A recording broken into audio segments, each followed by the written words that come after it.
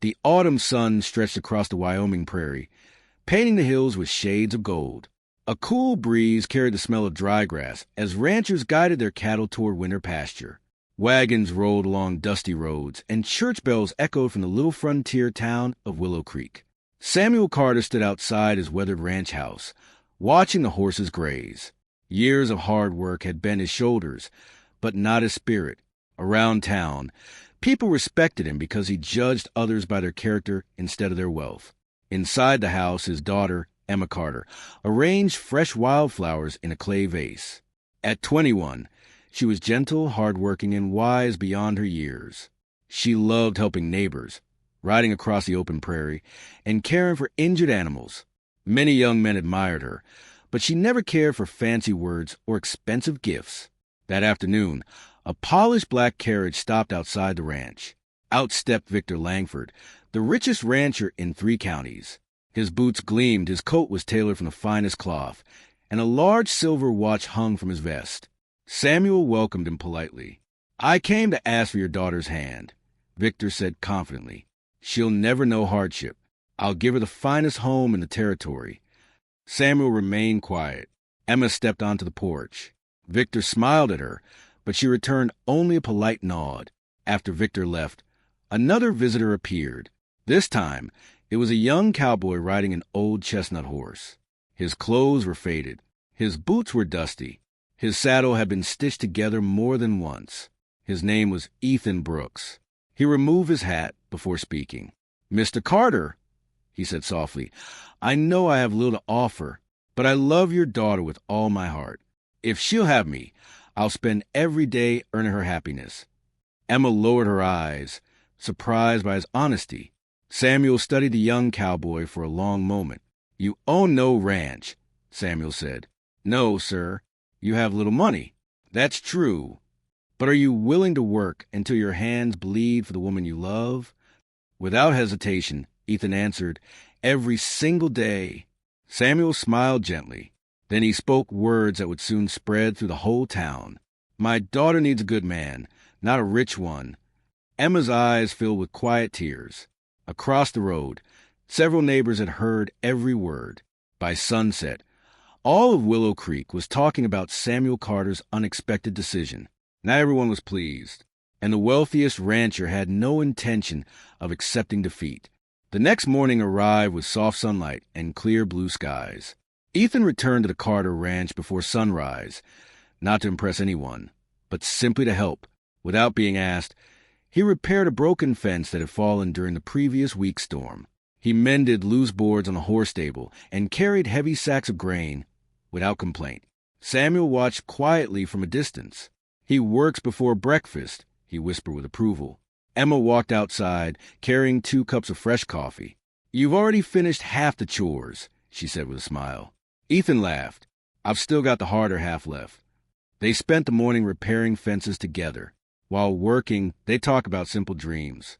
"I don't want a mansion," Emma admitted. "I couldn't afford one anyway," Ethan joked. She laughed warmly. "I only want a peaceful home." Ethan nodded. "And I want someone to share every sunrise with." For a moment, neither of them spoke. The wind gently moved through the prairie grass as birds circled overhead. Their silence felt comfortable instead of awkward. Later that afternoon, they rode horseback into town to deliver supplies. At the general store, people whispered as they passed. She could have married the richest rancher. The first heavy rain of autumn arrived 2 days later. Dark clouds rolled over the mountains, and the prairie disappeared beneath sheets of silver rain. Ethan worked from sunrise until evening, guiding frightened cattle into safer pastures before the nearby river overflowed. Without thinking of himself, he rode through the storm to the Carter ranch. "Mr. Carter," he called as he jumped from his horse, "the river is rising. We should move your herd before nightfall." Samuel nodded immediately. Together, they spent hours driving cattle toward higher ground. Emma rode beside them, calming nervous calves with her gentle voice. Though the rain soaked their clothes, none of them complained. When the last animal reached safety, they gathered beneath an old wooden shelter near the hills. Emma wrapped a blanket around Ethan's shoulders. "You're freezing," she said. He smiled. "I'm all right." She shook her head. You always say that. Samuel watched them quietly from across the fire. He noticed the way Ethan looked at Emma, not with pride or possession, but with quiet admiration. As the storm faded, the skies slowly cleared. The sunset painted the clouds with shades of orange and crimson. Emma sat beside Ethan, warming her hands near the campfire. My mother always said love should feel peaceful, she whispered. Ethan looked into the flames. My father told me something similar. What did he say? He said a good marriage isn't built by money. It's built every day through kindness. Emma smiled. I think he was a wise man. For a long moment, they simply watched the stars appear above the prairie. Neither spoke of love. They didn't need to. It was already growing between them in quiet moments, shared work, and gentle smiles. The next Sunday, the town gathered at the little wooden church.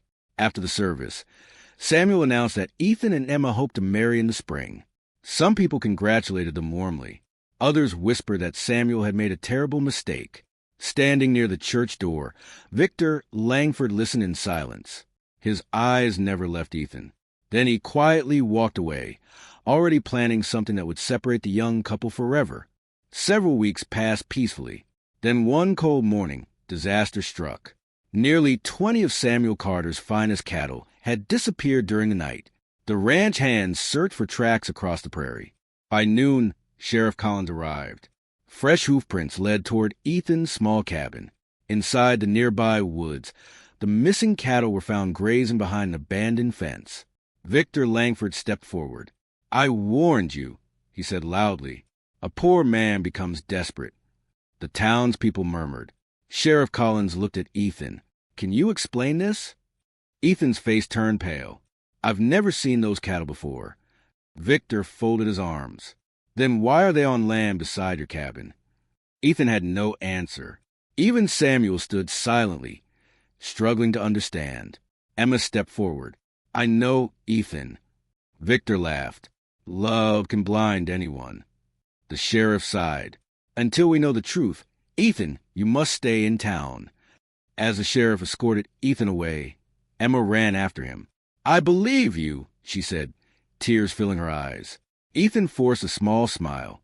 Don't lose hope. I won't. He gently squeezed her hand before walking toward the jail. That evening, Samuel sat alone on his porch. I've trusted that young man, he said quietly. Emma sat beside him. So have I. Samuel stared across the dark prairie. I only pray my judgment wasn't wrong. Far away, hidden inside Victor Langford's large barn, one of his ranch hands nervously counted a heavy bag of silver coins. Victor closed the barn door behind him. No one must ever learn where those cattle truly came from, he warned. The frightened ranch hand lowered his head.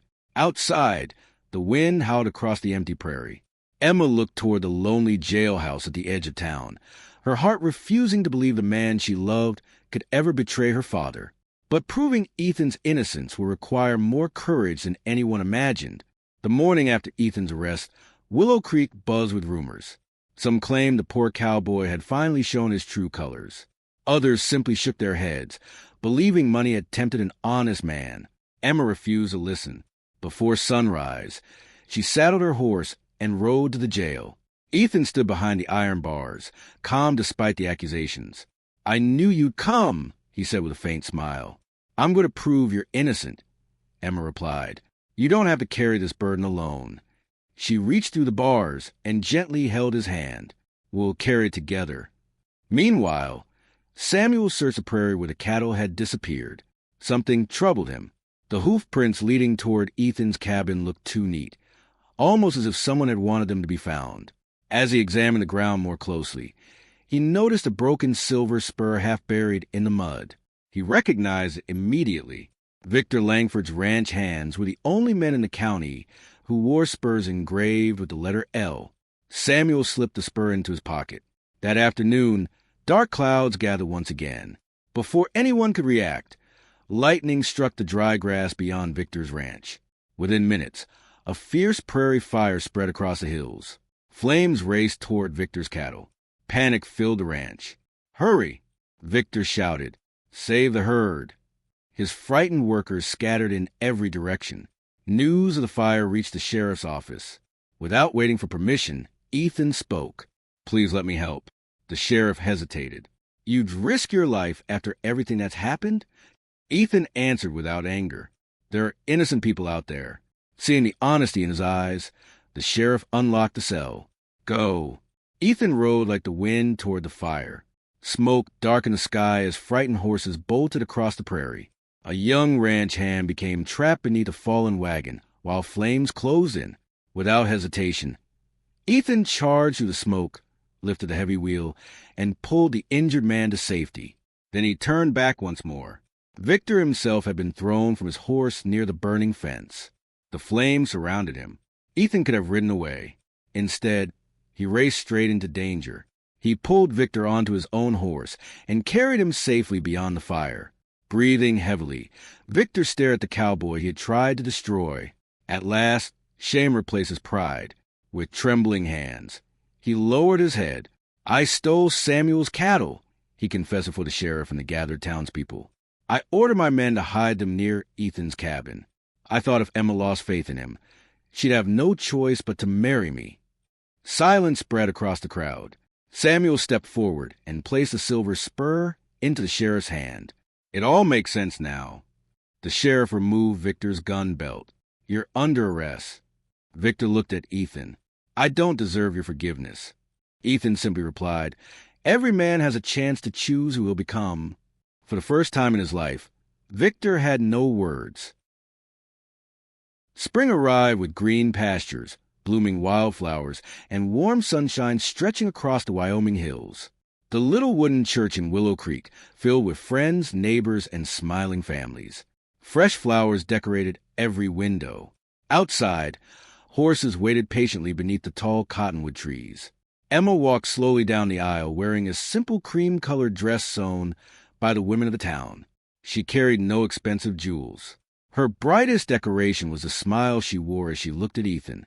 He waited at the front of the church in his clean cowboy clothes, his hat resting respectfully in his hands. Samuel stood beside his daughter. His eyes glistened with quiet pride. When the preacher asked who gave the bride in marriage, Samuel smiled warmly. "I do with all my heart." He gently placed Emma's hand into Ethan's. "My daughter doesn't need the richest ranch in the territory," Samuel said softly.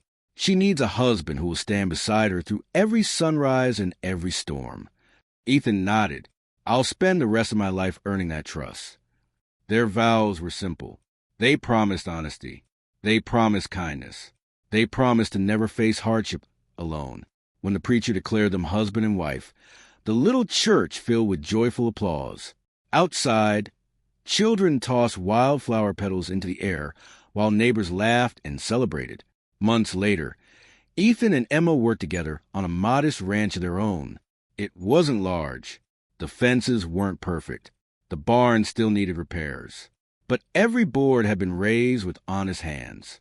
Each evening they watched the sun sink behind the mountains from their front porch. One evening, Samuel arrived carrying a small wooden box. Inside were the keys and deed to a neighboring pasture.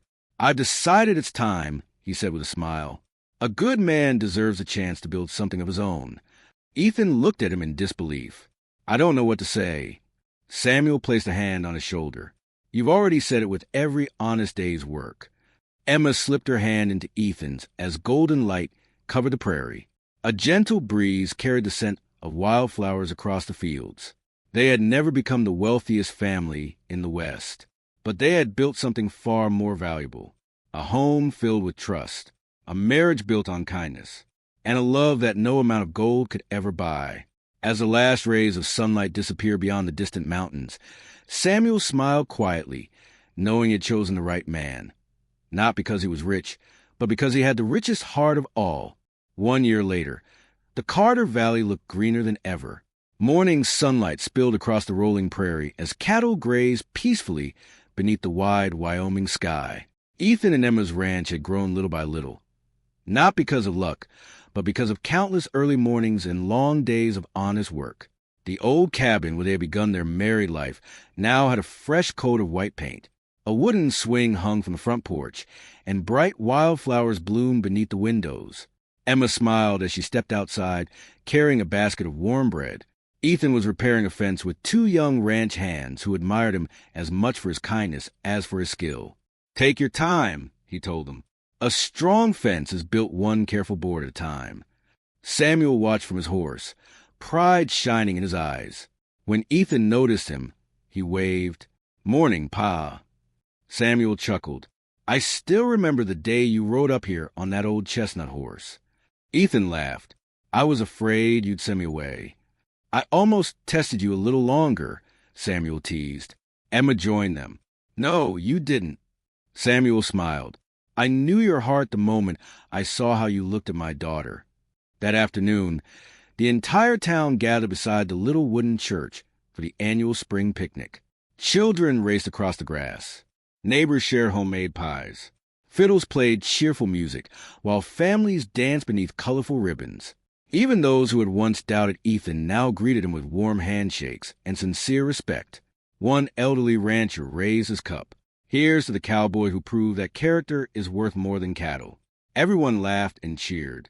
As the celebration continued, Samuel quietly pulled Ethan aside. "I have one more gift." He handed Ethan the weathered pocket watch that had belonged to Emma's late grandfather. "I've carried this for many years," Samuel said softly. "Now it's yours." Ethan accepted it with great care. "I'll treasure it." "I know you will." That evening, Emma and Ethan rode to the hill overlooking their ranch. The prairie glowed beneath a brilliant sunset, and a gentle breeze carried the sweet scent of wildflowers through the tall grass. Emma rested her head against Ethan's shoulder. "Do you ever wish we'd chosen an easier road?" she asked. He smiled. "If it hadn't been this road, I might never have learned how precious you are." She looked toward the peaceful ranch below. "We may never be the richest family in the West." Ethan gently took her hand. "We already are." As the stars slowly appeared above the endless frontier, the lights of their little home flickered warmly in the distance. It wasn't built with wealth. It wasn't built with pride. It was built with faith, hard work, kindness, and a love that had weathered every storm. And in the heart of the Wild West, where fortunes could be won or lost in a single season, the greatest treasure of all was never measured in acres of land or bags of gold. It was measured in the people who stood beside you when life was hardest. For Samuel had been right from the very beginning. A daughter doesn't need the richest man. She needs the right one. And that simple truth became a legacy that the Carter family would pass from one generation to the next.